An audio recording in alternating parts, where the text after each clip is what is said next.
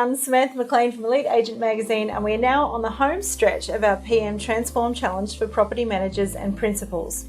We haven't to date revealed how we're going to decide the winner of this challenge, and well, today is going to be that day. I'm sure you've all heard of the TV show The Amazing Race, and we'll be challenging our 4 Transform teams to something similar, with the winning team being featured in our new magazine for business leaders out in December called Insights. The Amazing Race will have all different sorts of property management, teamwork and leadership type challenges in it to see which team can work together best to achieve their goal of winning the title of PM Transform Champions. This week we start preparing our teams for this challenge. At various checkpoints in the Amazing Race, they'll need to speak to our celebrity property owner, write copy and take photos to market the property, assess risks and perform a routine inspection, and lastly make a video of that inspection to send to the owner to let them know what issues there are, if any, in the property. So the first coach up in this intense preparation period is Bradley Beer from BMT, who is going to talk to the teams about the owner perspective, cash flow and meeting everyone's expectations. Here's Bradley. For about 15 years I've been investing in property. I've bought numbers of properties since then. I've done small development. I'm a buyer and holder.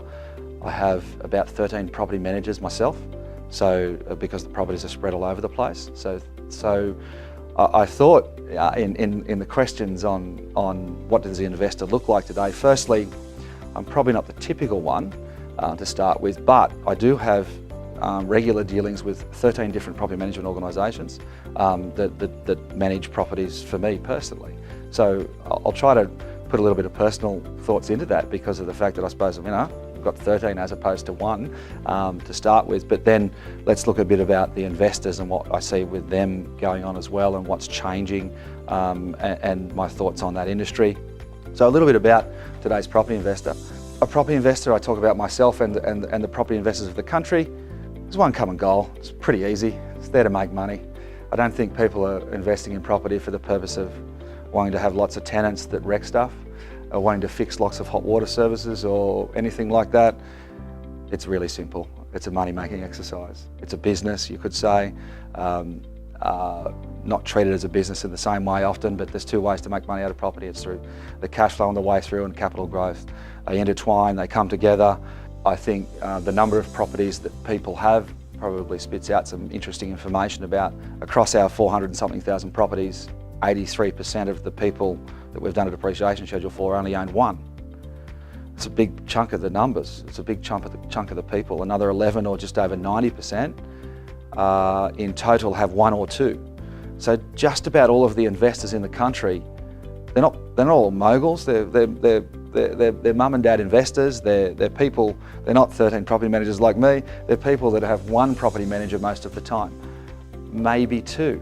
But often if you've got 2 properties, they're probably in a similar area and you manage 2 properties for the same person. It'd be interesting to run those numbers across your own portfolios of multiple owners, which I'm sure you do know. But across our very large numbers there, most people only own 1 property, so think about that. They're not specialist business property investor people. They're people who own 1 property most of the time, well 80% of the time, and over 90% of the time, 2 properties. I don't think there's anything brought to you guys that's very new if I said that they're a little bit more savvy and they have more access to technology, etc., than they did in the past. I look at my experiences personally with my property managers and what they say and what they suggest, etc., and I kind of expect, now they don't usually suggest depreciation to me because they know that that's probably not necessary, but them actually knowing what's really important to do the best for my investment is what's one of the things that's highly important to me. And I think you'll look at probably the demands of your investor clients now. They're probably more likely to ring you now and ask for something unusual that 15 years ago they didn't even know what it was. They've got more data in front of them. If I correlate it back to my business, by the time someone rings me and wants a depreciation schedule now, as opposed to back then, they used to say, I want one of these things, my accountant, I think, etc. Now they've read, they've researched, they've Googled, they've seen something, they've watched maybe a YouTube video that's done by me or someone else on depreciation. There's no reason why they can't be educated about this, and they expect you to probably do that, is what I see. They expect us in our piece of property investment to know more than they did in the past. I think they have, and I probably do as well, higher expectations than the past. Everything's a bit instant in our society at the moment, and I think they expect an instant answer from you on everything and in front of your emails all the time. Whether that's right or wrong is not relevant to the fact that that's the fact. Another thing about the client experience of exceeding that expectation. But if someone calls me on the way through the process of a depreciation schedule to ask me where it is, I believe we've failed because we didn't set their expectation. So I don't know how you put that across to the property management industry, but to me, if I've got to call you and ask if why is it still vacant, or what is an issue about this, is it that you failed to tell me how soon you were going to do something about it?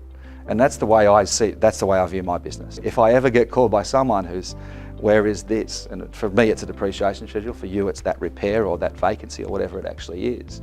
When they call me, I find out where it is to start with, but then I ask questions of my management team or whoever's in control of that department about, did we fail to set or fail to exceed the expectation at the start? We're very big on technology at BMT. I have a team of, well, it's grown a little bit lately for other reasons, but I think there's about 12 or 13 software developers in my business. So technology is important to me as well, absolutely. But it shouldn't get in the way of the client's experience in any way. It should actually enhance the client's experience, and I never want someone in my office to say, can you just go and do that online please? Or can you send me an email instead? Because if the person wants to talk to you, they should be able to talk to you in my business. Sometimes you need to change that for the fact that you need to set the expectation, because otherwise you'll be talking to landlords all day about the hot water service for 25 minutes each time, etc. So your industry is slightly different in that respect. But the people, 83% of them only own property, they're just normal people. They're not people that understand that you're in a business that needs to make money as well, and you can't spend all your time talking about the hot water service. How do you set the expectation with that person, I suppose, is what I would say is the important thing. How do they set the expectation with me to how long should it take to respond? One thing on technology that's been the most frustrating thing is one of the most important things, if we look at the common goal, is to make money out of that property. One of the important things about that is the rent being there, or a tenant being in place. I find it very frustrating that technology, or that the moment of truth is when I'm vacant, because then I'm getting nothing. The data and the ability for me to get onto realestate.com, whatever, and see what the current properties in the area are renting for at the moment is really easy. So it's easy, it should be easy for you. I think if my property is vacant for more than a certain amount of time, it's one of three problems. It's not presented properly and it's not able to be rented. That still comes down to price. It should still be able to be rented at a lower price at some point. Someone will generally rent it, or it's, that doesn't happen everywhere, but a lot of the time that is the case. It's either not presented properly, it's not marketed properly, so you haven't got someone that's willing, or it's not priced properly. Number three is probably the most regular thing. I have very distinct instructions that I have to reiterate on a regular basis. Yes, it's coming up to vacancy. It's going to be vacant. My $300 a week is going to be zero. Whether that's $330 or $250 after the fact, zero is way worse than $250. And what I get as far as information is concerned around that period of time is across 13 property managers not very good, and it's probably a gripe of more than just me. I'm not saying it's absolutely hopeless, but sometimes I think it might be a situation of the technology or a setting of the expectation. I don't know why. That's probably sometimes something for you to consider. My instructions are very clear. Yes, when you know it's becoming vacant, put it on the market. We want to get as much as we can because we're investors. As soon as it gets close to the mark, if you don't have the inquiry, dump it and fill it. Because full the day after, if we look at that simple scenario, if I get $250 a week for a property and I sit there for 3 weeks trying to get 300, waste of time. Or I've lost the money I tried to get by trying to get more in that period of time. How do you use technology to help you manage that situation, as opposed to I get the automatic alert to say 0 people. This is the really one that bugs me sometimes, is an automatic alert from the thing on Saturday to say that no one turned up to the open house and we had no inquiry or no applications. That's great. I kind of want a phone call on that one. or I want we have adjusted the rent because the market says it's too high. That is the, if I talk about how today's property investor thinks that's what I think.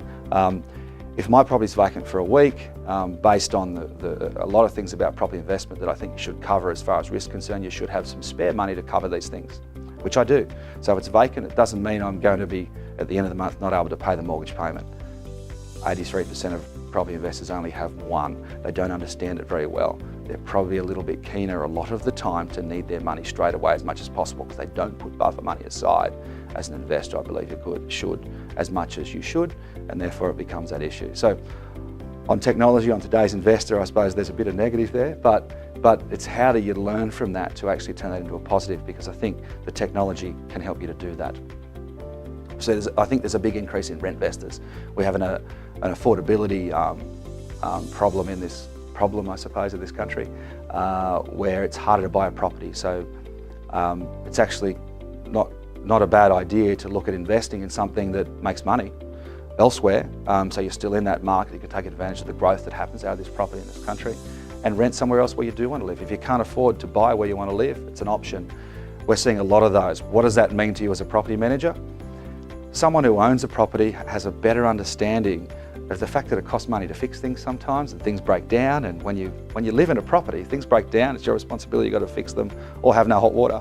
Rent investors are probably more of a headache for you because they just ring the property manager, can you fix my hot water service? Now when you go to them to say, I want to fix the hot water, can I have some money please, etc., probably a little bit tougher.